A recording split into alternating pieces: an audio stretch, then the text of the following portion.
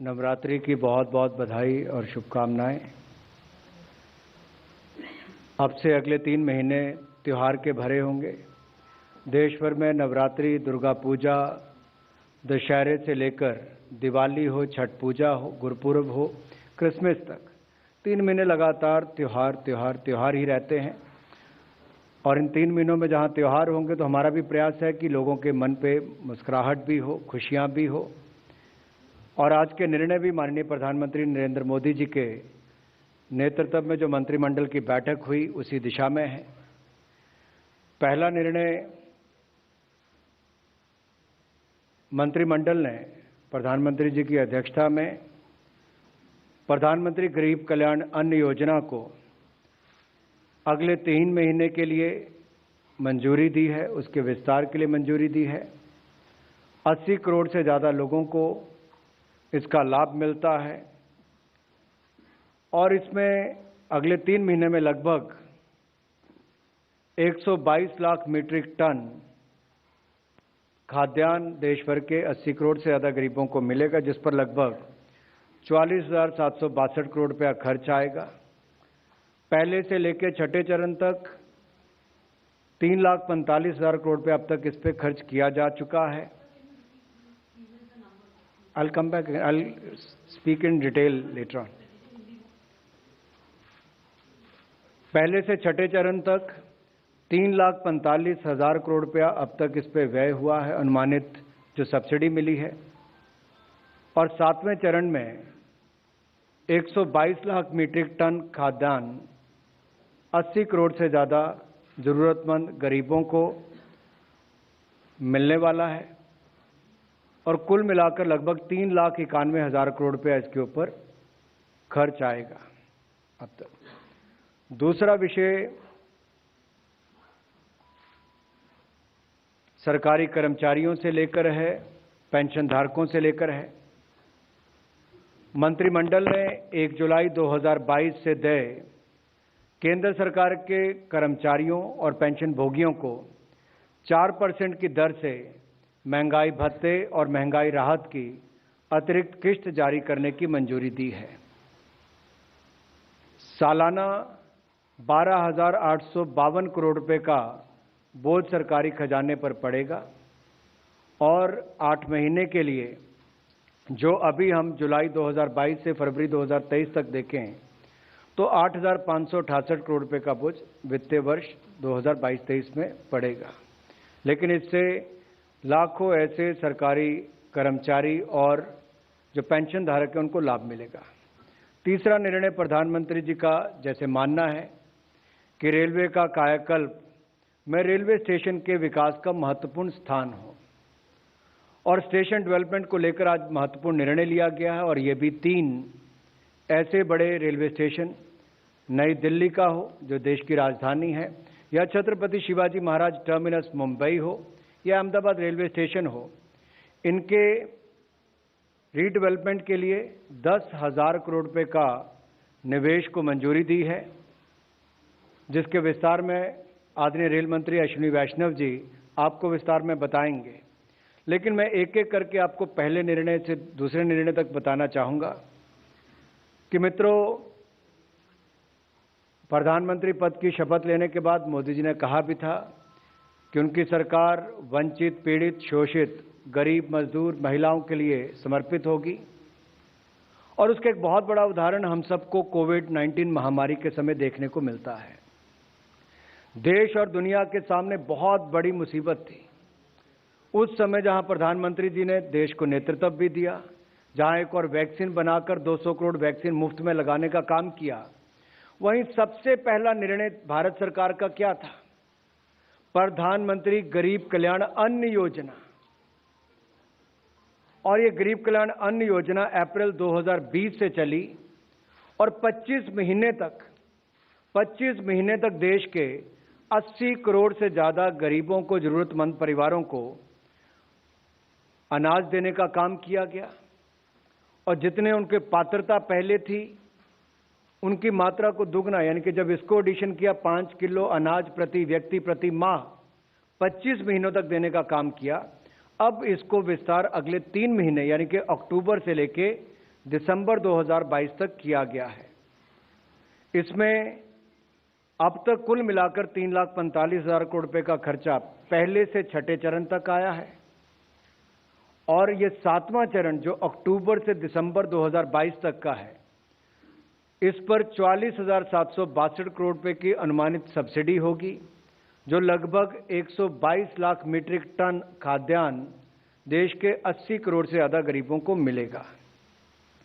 और ये त्योहार के सीजन में जरूरतमंद गरीब के चेहरे पर एक और मुस्कुराहट भी लाएगा। तो आपदा से अभी भी दुनिया, इस महामारी से अभी बाहर निकली नहीं है। बहुत सारी ऐसे संकट देश और दुनिया भर के सप्लाई चेन में देखते भी हैं। तो ये उस दिशा में भी एक कदम है कि त्योहार के समय भी गरीब के साथ मोदी जी की सरकार लगातार खड़ी है। दूसरा विषय जो मैंने आपके सामने रखा कि 1 जुलाई 2022 से दे केंद्र सरकार के कर्मचारी और पेंशन भोगियों को जो 4% की दर से महंगाई भत्ता और महंगाई राहत की अतिरिक्त किस्त जारी करने का निर्णय लिया गया है, इसमें वित्तीय वर्ष में यानी कि सालाना कितना फर्क पड़ेगा, वो 12,852 करोड़ रुपए का बोझ पड़ेगा।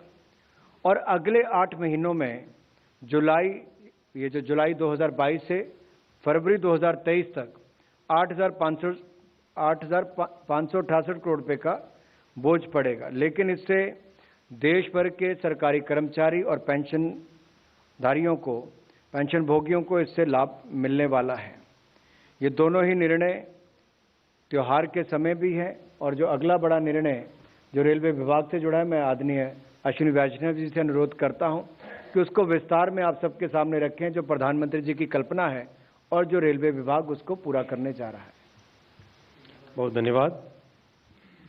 आप सब जानते हैं कि रेलवे के साथ प्रधानमंत्री जी का एक भावनात्मक जुड़ाव है और रेलवे के हर डायमेंशन को, चाहे स्टेशन हो, ट्रेन्स हो, पैसेंजर एमिनिटीज़ हो, सेफ्टी हो, नई नई टेक्नोलॉजीज़ को लाना हो, हर तरीके से प्रधानमंत्री जी एक बहुत ही सिस्टमेटिक तरीके से रेलवे के डेवलपमेंट के लिए हम सबको मार्गदर्शन देते हैं।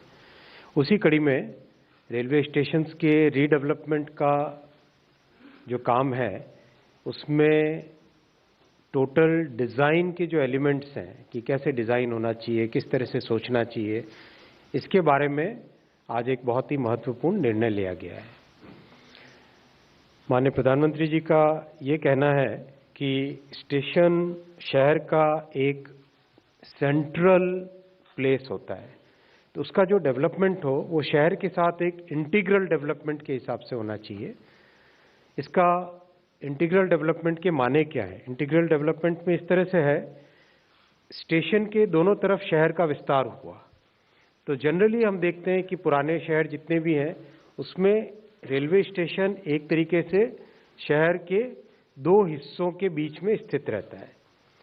तो स्टेशन शहरों को, शहर के दोनों हिस्सों को जोड़ने वाली कड़ी बने, ऐसा डिज़ाइन का एलिमेंट आना चाहिए। सबसे पहली बात ये।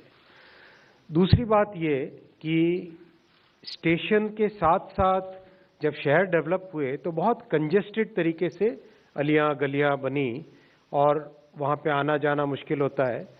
तो किस तरह से स्टेशन तक आना, स्टेशन से जाना, उस एरिया से निकलना, इसके लिए जो ट्रांसपोर्टेशन ट्रैफिक का प्लानिंग करना है, वो आज के हिसाब से नहीं, आगामी 50 वर्षों के हिसाब से सोच के वैसी प्लानिंग करो जिससे कि कोई भी काम करने में एक स्थायी समाधान निकले शहर के लिए। तीसरा, स्टेशन के अंदर अगर हम जाएं तो आज हम देखते हैं कि स्टेशन की बिल्डिंग होती है, फिर प्लेटफॉर्म होते हैं, फिर पटरियां होती है, फिर एक फुट ओवर ब्रिज पुलिये के ऊपर से अगर जाएं फिर प्लेटफॉर्म्स होते हैं, फिर आगे पटरियां होती है। ये कंस्ट्रक्ट 100 वर्षों से चला आ रहा था। इसकी बजाय एक नया डिज़ाइन एलिमेंट जिसमें कि रूफ प्लाजा एक बने। रूफ प्लाजा का माने क्या हुआ कि जो हमारे प्लेटफॉर्म्स और पटरियां हैं, इनके ऊपर की जो स्पेस है, इस स्पेस का मैक्सिमम यूटिलाइजेशन हो सके।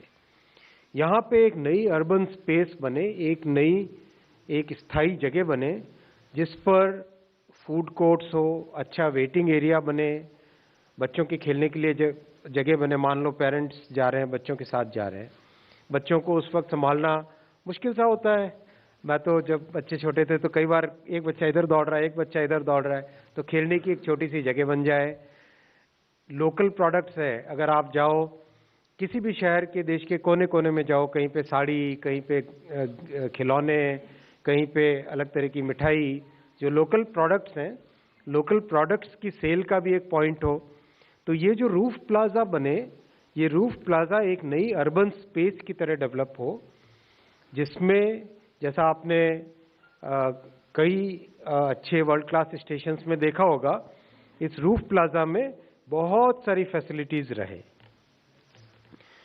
चौथा, हर तरीके से दिव्यांग फ्रेंडली, हर तरीके से पॉसिबल हो, ग्रीन सोलर पैनल्स लगे रूफ के ऊपर, एनर्जी कंजम्पशन मिनिमाइज हो, सफाई और इन सब की चीज़ों का एक इंटीग्रल तरीके से डेवलप हो। तो ये एक इंटेलिजेंट बिल्डिंग, एक सस्टेनेबल बिल्डिंग, एक ग्रीन बिल्डिंग और एक सिटी फ्रेंडली सिटी सेंटर बने, उस कल्पना के साथ स्टेशंस का डिज़ाइन हो। आप सबके सामने आज कैबिनेट में भी इसका फैसला लिया गया। टोटल देश के 199 स्टेशंस का रीडेवलपमेंट का काम चल रहा है, जिसमें बेसिकली 50 लाख से ऊपर जहां ट्रैफिक है, फुटफॉल है साल का, उन सब स्टेशंस को एक साथ लिया जा रहा है। और जैसे जैसे इसमें प्रोग्रेस होगी, उसके नीचे 50 के बाद में 10 लाख से ऊपर वालों को भी नेक्स्ट फेज में लिया जाएगा। इसमें से 47 स्टेशंस के टेंडर निकल चुके हैं और 32 स्टेशंस पे काम फिजिकली चालू हो चुका है।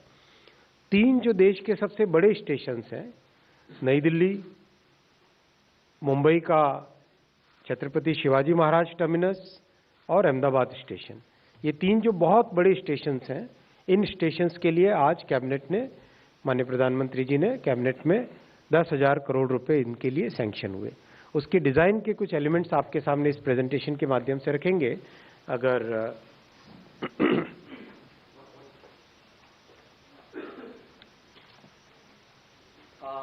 ये है न्यू दिल्ली रेलवे स्टेशन, ये न्यू दिल्ली रेलवे स्टेशन आपके सामने। इसके आप अगर देखते हो, ये आज की सिचुएशन है, ये आज का स्टेशन है। इसके पूरे एरिया को अगर आप देखते हो, एक तरफ पहाड़गंज, एक तरफ अजमेरी गेट, और प्लेटफॉर्म एरिया एक तरीके से स्क्यूड सा है। कुछ ट्रैक्स पहाड़गंज की साइड लंबे ज़्यादा हैं, कुछ प्लेटफॉर्म्स अजमेरी गेट की तरफ लंबे ज़्यादा है। और शहर का एक सेंट्रल प्लेस है कनॉट प्लेस, कनॉट सर्कस, जो उसके एकदम नज़दीक, उसके साथ ये जुड़ा हुआ स्टेशन है। इसका कंप्लीट मास्टर प्लान, जितना भी उसमें रेलवे की लैंड है और रेलवे के आसपास की लैंड है, जिसमें कई सारे ऑफिसेज हैं, कई तरह की कॉलोनीज हैं, उन सब को दिल्ली के मास्टर प्लान के साथ इंटीग्रेट करके एक transit oriented development, TOD, transit oriented development, उस कॉन्सेप्ट पे पूरा इसका मास्टर प्लान बनाया गया है। इस मास्टर प्लान में प्लेटफॉर्म, स्टेशन और उसके चारों तरफ जो ट्रैफिक का फ्लो रहेगा, उसको सबसे ज़्यादा इम्पोर्टेंस दी गई है।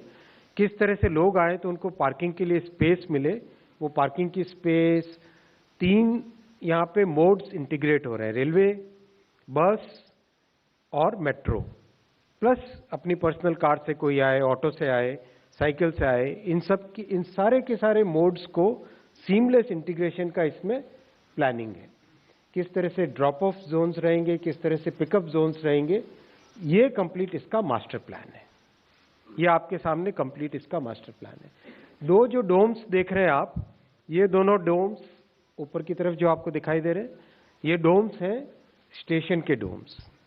4 फ्लोर्स होंगे उसमें, रूफ प्लाजा के 4 फ्लोर्स होंगे और उसके नीचे प्लेटफॉर्म्स, और उसके आसपास का जितना भी एरिया है उसका एक master plan DDA, Delhi government, CPWD, forest department, DUAC वगैरह वगैरह, जितनी भी हमारी दिल्ली की एजेंसीज हैं, यूटीपैक, उन सब एजेंसीज के साथ मिलके इसका एक मास्टर प्लान तैयार किया गया है। ये आप अगर देखेंगे, ये दोनों डोम्स स्टेशन के हैं और उसके चारों तरफ एक एलिवेटेड रोड्स का कॉरिडोर आपको दिखाई देगा। चारों तरफ आपको एलिवेटेड रोड का कॉरिडोर्स इसमें बनेगा। एंट्री से लेके एग्जिट तक एकदम सीमलेस फ्लो होगा ट्रैफिक का। ये स्टेशन का व्यू दिखेगा, एलिवेटेड रोड्स। ये आप देख रहे हैं, ये रोड्स, इसकी एंट्री और एग्जिट की एलिवेटेड रोड्स रहेंगी। ये कंप्लीट एक तरीके से उस एरिया का कंप्लीट रिजुविनेशन होगा इस स्टेशन के डेवलपमेंट के साथ ही साथ। ये अंदर से व्यू, रूफ प्लाजा 1, 2, 3, 4 व्यूज हैं। उसके अंदर जैसा विस्तृत तरीके से अगर आप देखें, बहुत सारे अच्छे spacious waiting areas, food courts, बच्चों के खेलने के लिए अलग से जगह, जो लोकल प्रोडक्ट्स हैं उनके लिए रखने की अलग से जगह, सेल्स की जगह, इस तरह से करके पूरा एक इंटरनेशनल तरीके से इसका डेवलपमेंट का प्लान बना है। जो भी पैसेंजर्स आएंगे वो रूफ प्लाजा के लेवल पे ही उतरेंगे, वहाँ पे वेट किया, और जब गाड़ी आई तब एस्केलेटर से या सीढ़ियों से नीचे आके प्लेटफॉर्म पे आए और प्लेटफॉर्म पे आके गाड़ी पकड़ी, या फिर जब गाड़ी से उतरे तो प्लेटफॉर्म से रूफ प्लाजा पे चढ़े और उसके बाद में फिर जो एग्जिट है वहाँ से निकले। तो अभी का जो कॉन्सेप्ट होता है कि प्लेटफॉर्म पे उतरे, FOB जो फुट ओवर ब्रिज होता है, पुलिया होता है छोटा, उस पुलिये के ऊपर चढ़े, चढ़ के बाहर निकले, वैसा कॉन्सेप्ट नहीं है इसमें। इसमें कॉन्सेप्ट है कंप्लीट एक रूफ प्लाजा बनता है। इस रूफ प्लाजा पे आपका जो पैसेंजर्स का रहने का, वेटिंग का, खाने का, वो सारा उस पे है।